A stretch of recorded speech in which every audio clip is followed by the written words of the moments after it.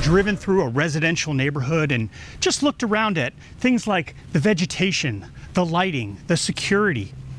Well, today we're going to talk about residential safety at your house.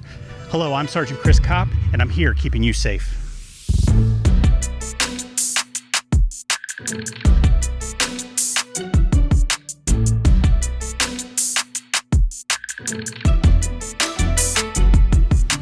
Landscaping can provide privacy for the homeowner, and sometimes it's nice. But while privacy is good for the homeowner, privacy for the bad guy isn't. Now take a look at here. If I was a bad guy, this provides all the protection, all the concealment that I need to break into your home.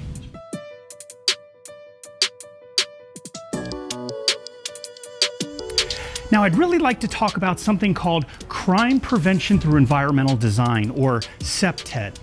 And what CPTED is it's to change your environment to prevent crime. It's very simple to do, and it's things you can do, whether it's inside your house or outside your house, to help prevent crime and to help prevent home break-ins.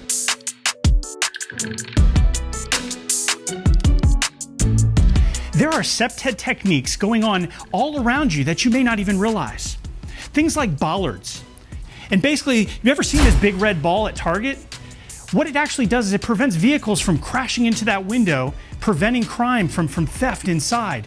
And while you're not going to put the big red ball in front of your house, there are simple techniques that you can do outside your house to help prevent house break-ins.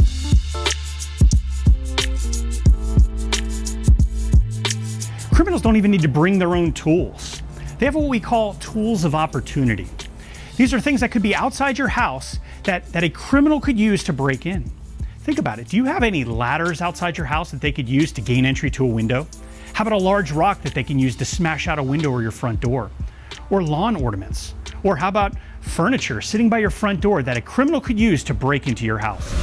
I bet when you bought that coffee table and chairs that you put by the front door and you sip coffee in the morning, I bet you didn't think that a criminal would see these as a tool of opportunity, a weapon to break through your front door.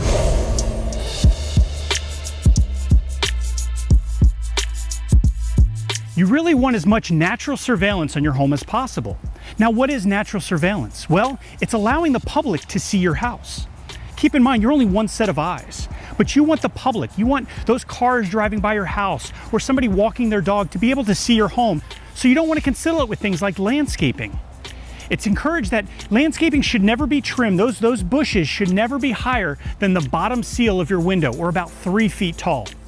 And your trees, make sure you trim them no lower than 7 feet from the ground. This creates that natural surveillance, that window for every person driving by your house to be able to keep eyes on your house when you're not home.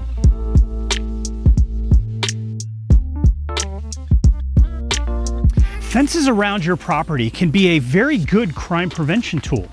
Now, keep in mind that what type of fence do you have? Because fences provide visual deterrence, but at the same time, a privacy fence not only provides privacy to you, but it provides privacy to the criminal.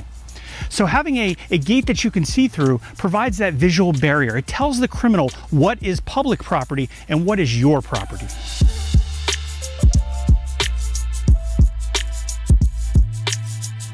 Criminals don't want to work hard to break into your house. These are crimes of opportunity.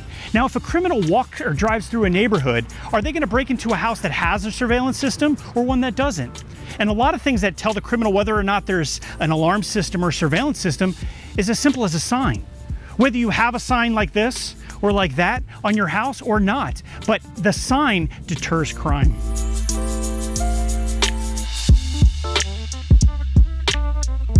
Now, you get mail, you get newspapers, and you get packages, but it's very important that you remove them as soon as possible, because the longer you leave them outside, whether it's a newspaper or a package, it tells a criminal nobody's home. They look for these clues to determine what house they're going to break into.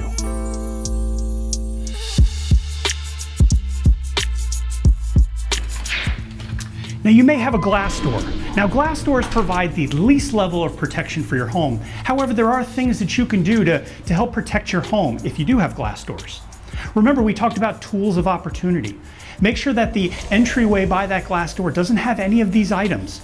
You don't want large rocks and lawn equipment or anything laying around that can be used potentially as a tool to break into your home. Next, we have a solid core door. These provide the greatest level of protection for your home against a criminal. Now we have a hollow core door. These, while they provide some level of protection, there is some things that you can do to this door to help increase the safety of your home. You could have the most expensive and the smartest deadbolt in the world, and the only thing keeping a criminal from entering your home is these two screws. This is called a strike plate. This is what a deadbolt uses to seat that bolt into the door frame, preventing the door from opening.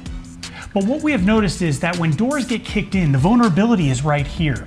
You want these screws to be seated into that door frame as much as possible. We recommend that you have at least a 3-inch screw in each one of these strike plates that you may have at your door, keeping you safe.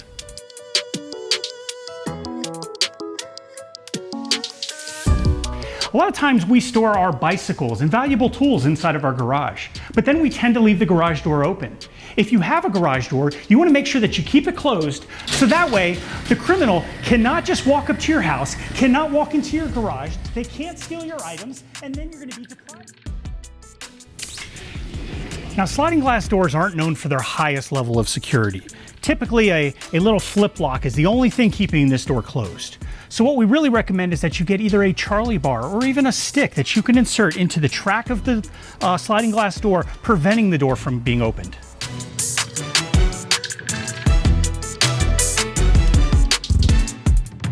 Exterior lighting is another key thing to crime prevention for your house. How much external light do you have? Remember we talked earlier about natural surveillance. The more light that you have lighting up your house, again, it draws eyes to your property, again, preventing crime.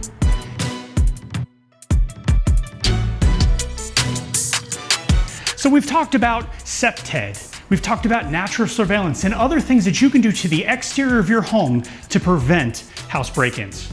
Again, I am Sergeant Chris Kopp here, keeping you safe.